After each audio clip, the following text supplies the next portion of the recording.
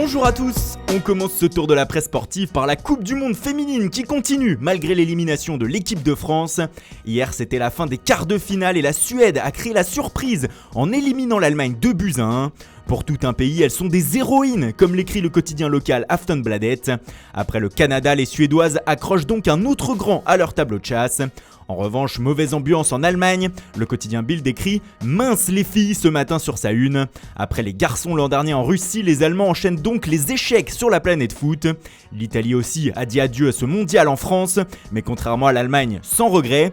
Tout le pays, et notamment le Quotidiano Sportivo, sont fiers d'elle, malgré une défaite 2-0 contre les Pays-Bas, qui retrouveront la Suède dans le dernier carré. On passe à la Copa América avec l'énorme désillusion de l'Uruguay hier soir. La Céleste a été éliminée en quart de finale par le Pérou. Après un match nul 0-0 avec notamment 3 buts refusés par la VAR, les Uruguayens se sont inclinés au tir au but. Luis Suarez, en larmes, comme on peut le voir sur la une du journal Ovation, a manqué le sien. Mais le journal local ne lui en veut pas et fustige plutôt la VAR et le fait que les Péruviens n'ont pas cadré un seul tir au cours de la rencontre. Sur un autre continent, l'Afrique, la CAN bat aussi son plein. Et hier, festival de 0-0 avec 3 fois le même score en 3 matchs. 0-0 entre le Cameroun et le Ghana, entre le Bénin et la Guinée-Bissau, et entre la Mauritanie et l'Angola. C'est d'ailleurs compliqué pour le journal des Angola ce matin. Après 2 matchs, les Angolais ont en effet que 2 points et se sont compliqué la tâche dans l'optique des 8e de finale. Allez, on passe au mercato avec hier l'officialisation de la deuxième recrue de l'été pour Manchester United. Les Red Devils ont acheté pour 55 millions d'euros le défenseur de Crystal Palace, Aaron Wan-Bissaka.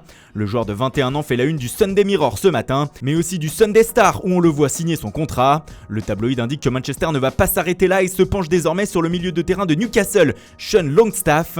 Le jeune joueur de 21 ans n'a pas digéré l'éviction de Rafael Benitez du banc des Magpies et veut quitter le club pour Old Trafford. Son prix serait de 27 millions d'euros. Et puis dans le sens des départs, sachez que l'Inter Milan va revenir avec une nouvelle proposition pour Romelu Lukaku. Selon le Daily Express, celle-ci comporterait un peu d'argent, mais aussi un échange avec Mauro Icardi. L'Argentin dont les dirigeants lombards veulent se débarrasser pourrait donc entrer dans la transaction. On reste dans l'actualité de Manchester United avec Paul Pogba. Le champion du monde qui souhaite quitter Manchester cet été semble se rapprocher d'un club si l'on en croit le journal AS. Selon le média espagnol, le français se dirige vers la Juventus Turin d'où il se rapproche à grands pas. De ce fait, il s'éloigne inexorablement du Real Madrid qui en avait fait pourtant sa priorité suite à une demande de Zinedine Zidane. La Juventus qui va accueillir Matthijs de Ligt et Adrien Rabiot également si l'on en croit la une de Tuttosport du jour. Les 2 transferts devraient être officialisés dans les prochains jours, mais le quotidien italien relaie aussi une information sur le gardien du Milan AC, Gianluigi Donnarumma.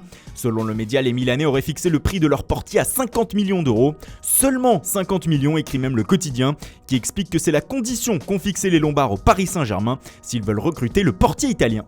Et on termine par Neymar, encore et toujours Neymar, en une des journaux catalans. Pour Sport ce matin, le retour de la star brésilienne au FC Barcelone se rapproche encore un peu plus. Les négociations entre le PSG et le Barça auraient même accéléré. Le club de la capitale aurait accepté de baisser ses exigences concernant le prix de leur numéro 10.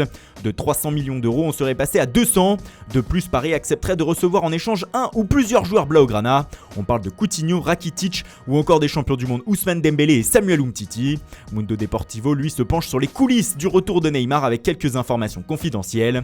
Selon le média, le Brésilien se voit décliner au PSG et pense que seul le Barça peut le faire redevenir le crack qu'il était. Son père l'aurait aussi prévenu lorsqu'il aurait rejoint le club français. Tu auras des remords, lui aurait-il dit avant de partir du Barça. Alors info ou intox ? Voilà, c'est tout pour ce matin. Merci pour votre fidélité. Bonne journée à tous et rendez-vous dès ce soir pour un nouveau journal du Mercato.